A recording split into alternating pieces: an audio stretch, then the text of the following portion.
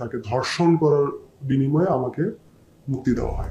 স্বামীকে আটকে রেখে স্ত্রীকে ধর্ষণ শুনে মনে হতে পারে একদল বিকৃত মস্তিষ্কধারী মানুষের ঘটানো কোনো ধর্ষণের ঘটনা। তবে বিষয়টি এমন না। এর থেকে অমানবিক ধর্ষণের অভিযোগ উঠেছে র‍্যাব 11 এর সাবেক কমান্ডারের বিরুদ্ধে। আমার স্ত্রীকে একরকম আলেপ হত্যা করছে, শুধু ধর্ষণের কারণে হত্যা করছে। র‍্যাব 11 এর সাবেক কমান্ডার আলেপ উদ্দিন ঢাকা নারায়ণগঞ্জ অঞ্চলে জঙ্গি নাটক সাজানোর মাস্টারমাইন্ড ছিলেন তিনি। তারই অংশ হিসেবে জঙ্গি নাটক সাজিয়ে ভুক্তভোগী এই ব্যক্তিকে ধরে নিয়ে গুম করে রাখেন র‍্যাবের সাবেক এই কর্মকর্তা। পরবর্তীতে ঘটনাক্রমে ভুক্তভোগীর স্ত্রীকে একাধিকবার ধর্ষণ করে আলেপ উদ্দিন। নাম পরিচয় গোপন রাখার শর্তে এই ভুক্তভোগী কথা বলেছেন আমাদের সঙ্গে, জানিয়েছেন কিভাবে তাকে বাড়ি থেকে তুলে নিয়ে দেশবাসীর সামনে জঙ্গি হিসেবে উপস্থাপন করেছেন আলেপ উদ্দিন। লোহা কোথায়, কিতাব কোথায়, হ্যাঁ, তারপরে বিভিন্ন নাম বলতেছে যে তারা কোথায়, আমি তাদেরকে চিনি না, এইসব টার্মের সাথে আমি পরিচিত না। 2015 সালের 30 মে ঢাকার নিজ বাসা থেকে আটক করা হয় তাকে। জঙ্গি সন্দেহে তুলে নেয়ার সময় পরিবারের সবার সামনেই শারীরিক নির্যাতন চালানো হয় তার উপর। এ সময় তার বাসা থেকে নগদ লক্ষাধিক টাকা, তার বাবা মা ও ভাইয়ের 3টি স্মার্টফোন, কম্পিউটার সহ মোটরসাইকেল নিয়ে যায় তৎকালীন ডিবির সদস্যরা। এরকম সিচুয়েশনে কখনো পড়ি নাই, কোথায় যাব, কি করব, কোনো দিশেহারা অবস্থা। তো একটা পর্যায়ে মনে হলো যে আচ্ছা, আমি তো কিছু করি না, আমি কেন পালাম। আমি বিষয়টা ফেস করি যে কেন আমাকে খুঁজতেছে। আমার বাবার বাসায় কম্পিউটার নিল, বাবার যে ফাইল ক্যাবিনেট ছিল সেখান থেকে আমার আব্বার ব্যক্তিগত খুব সম্ভবত 65,000 টাকার মতো নিল। আমার ছোট ভাই তখন বাসায় ছিল না, ছোট ভাইয়ের যে পড়ার টেবিলের ড্রয়ার সেখান থেকেও প্রায় 25,000 টাকার মতো নিল। আমার স্ত্রীর ভ্যানিটি ব্যাগে যেহেতু আমরা বের হয়ে যাচ্ছিলাম, তো তার ব্যাগে এরকম প্রায় 25-30,000 টাকার মতো ছিল, সেটা নিল। আমার কাছে 2টা স্মার্টফোন, আমার আব্বার একটা স্মার্টফোন, আমার ওয়াইফের একটা স্মার্টফোন, এগুলো নিল, যেগুলোর কোনোটাই তারা পরবর্তীতে রিকভারিতে দেখায় নাই। বেলা 11টায় তাকে আটক করার সময় তার বাসা থেকে বোমা সদৃশ্য কোনো বস্তু পায়নি আইন শৃঙ্খলা বাহিনী। তবে ডিবি কার্যালয় থেকে জিজ্ঞাসাবাদ শেষে ওই দিন বিকেলেই তার বাসায় অভিযানে যায় তারা। অভিযানের নামে শুরু হয় জঙ্গি সাজানোর নাটক। সকালবেলা তছনছ করে খুঁজেও ভুক্তভোগীর বাড়ি থেকে কিছুই পাওয়া যায়নি। তবে অবিশ্বাস্যভাবে বিকেলবেলা তার বাসার নিচ থেকে বোমা সদৃশ্য বস্তু উদ্ধার করে ডিবি কর্মকর্তারা। মাত্র 30% টাকায় জমির মালিক হয়ে নতুন বাংলাদেশের গড়ে তোলার স্বপ্ন দেখা বাংলা বসতি। আমাকে ধরছিল 11টা থেকে 12টার মধ্যে, আর আমাকে নিয়ে আবার গেল বিকাল 4টার দিকে, 3:30-4টার দিকে। দিয়ে ওই বাসার গ্যারেজের এক কোণা থেকে তারা একটা কার্টুন বের করলো। ওই কার্টুনের মধ্যে নাকি কি আছে, যে এক্সপ্লোসিভ বানানোর পাউডার টাউডার। ওর দারোয়ান ছিল না, ইনস্ট্যান্ট ওখানে দারোয়ান ছিল না, দারোয়ানকে খুঁজে নিয়ে আসলো, দেখালো যে সাক্ষী হিসেবে যে এটা পাওয়া গেছে। দারোয়ান বললো যে এটা তো আমাদের এখানে ছিল না, বা আমি দেখি নাই। আমি বলছি না, এই যে ইয়া রাখছে, আমি তো রাখতে দেখি নাই। এরপর ভুক্তভোগী এই ব্যক্তিকে 8 দিন গুম রাখা হয়। গুমের পর একাধিক মিথ্যা মামলা দিয়ে 3 দফায় 28 দিনের রিমান্ডে নেওয়া হয় তাকে। নিরপরাধ ছেলের জন্য বাবা, স্বামীর জন্য স্ত্রী ও ভাইয়ের জন্য ভাই ছুটতে থাকেন এক অফিসার থেকে আরেক অফিসারের কাছে। তবে তাদের কোনো লাভ হয়নি, লাভ হয়েছে তৎকালীন ডিবি অফিসারদের। রিমান্ডে নির্যাতন না করার শর্তে স্বজনদের কাছ থেকে প্রায় 7 লাখ টাকা ঘুষ নেয় ওইসব অফিসাররা। এবং সে আমার আব্বার নাম পর্যন্ত মামলার এধারে ঢুকায় দেয়, যদিও গ্রেপ্তার করে না। মানে একটা জাস্ট আতঙ্কে রাখার জন্য। কারো কাছে 50,000, কারো কাছে 1 লাখ, কারো কাছে 3 লাখ, 5 লাখ, এরকম মানে প্রচুর টাকা তারা ওই রিমান্ডকালীন সময়ে হাতায় নিছে, যে টাকাটা দিলে আমাকে মামলা তো অলরেডি দিয়ে দিছে, মামলা আর বাড়াবে না, বা মামলাটা হালকা করবে, অথবা রিমান্ডে টর্চার করবে না, বা রিমান্ড দিবে না। 2 বছরের বেশি সময় জেল খেটে 2017 সালের এপ্রিলে মুক্তি পান তিনি। তবে জেল গেট থেকে আবারও গ্রেফতার করা হয় এবং মুচলেকা নিয়ে ছেড়ে দেয়া হয় তাকে। মুক্ত হলেও মুক্তি মেলেনি তার। 2018 সালের ফেব্রুয়ারি মাসে আবারও অন্ধকার নেমে আসে তার জীবনে। এবার তাকে না পেয়ে তার স্ত্রীকে তুলে নিয়ে যায় র‍্যাব সদস্যরা। 3 দিনের মাথায় আমি জানতে পারি যে ওই দিন আমাকে না পেয়ে আমার স্ত্রী এবং আমার শ্যালককে তারা তুলে নিয়ে যায়। 3 দিন আটকে রাখছিল তারা।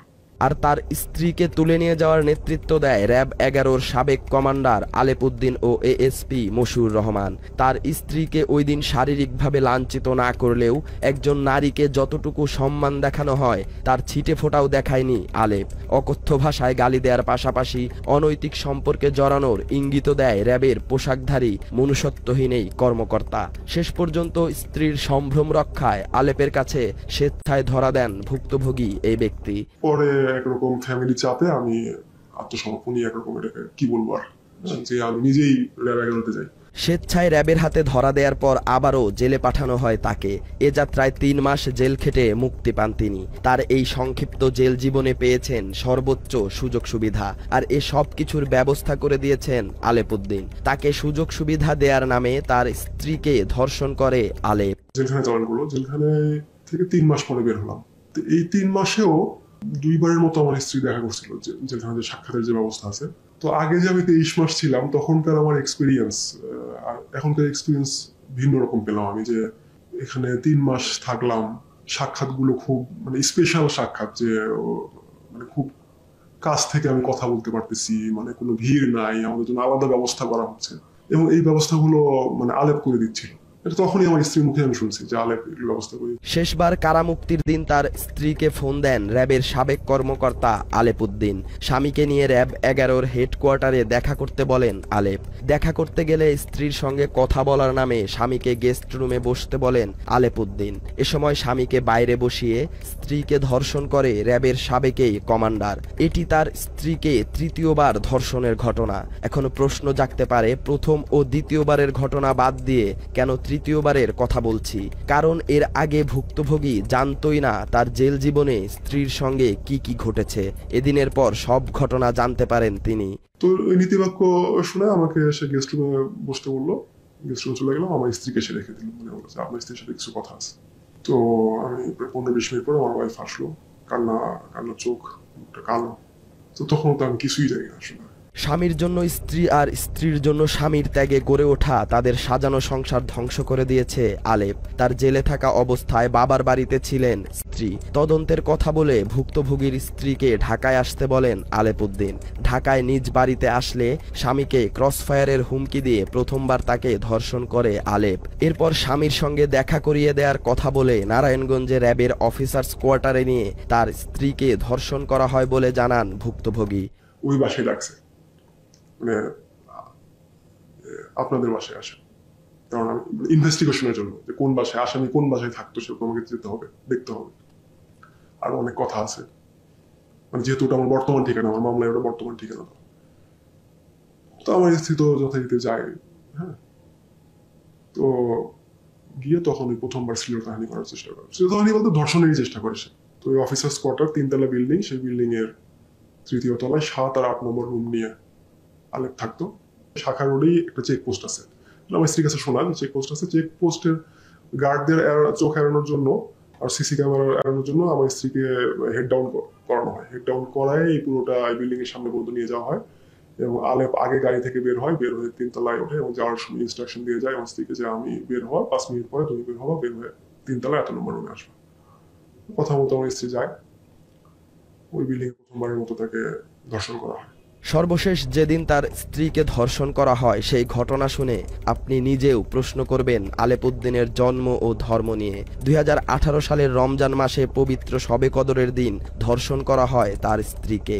ইত্তেকাফে বসার জন্য ওই সময় তিনি বাড়ির বাইরে ছিলেন। এই সুযোগে তার স্ত্রীকে ফোন দিয়ে হুমকি দেয় আলেপ। তার সঙ্গে শারীরিক সম্পর্কে না জড়ালে ঈদের আগেই তার স্বামীকে জঙ্গি সাজিয়ে আবারও গ্রেফতার করা হবে। ভুক্তভোগী জানান, এদিন তার স্ত্রীকে রোজা ভাঙিয়ে 4র্থবারের মতো ধর্ষণ করে আলেপ উদ্দিন। এ ঘটনার পর তার স্ত্রী মানসিক ভারসাম্য হারিয়ে ফেলেন এবং কিছুদিন পর মারা যান।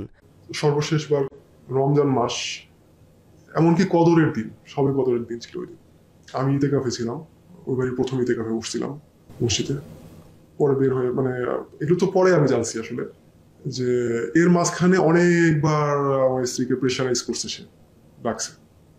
বের হওয়ার পর থেকেই ডাকছে, বহুবার ডাকছে। আমি যতদিন আমার স্ত্রীর সাথে ছিলাম ততদিন তো ভাই সুযোগ পাই নাই। আমি যখন ইতেকাফে গেলাম তখনও বারংবার ডাকছে যে এখন তো নাই।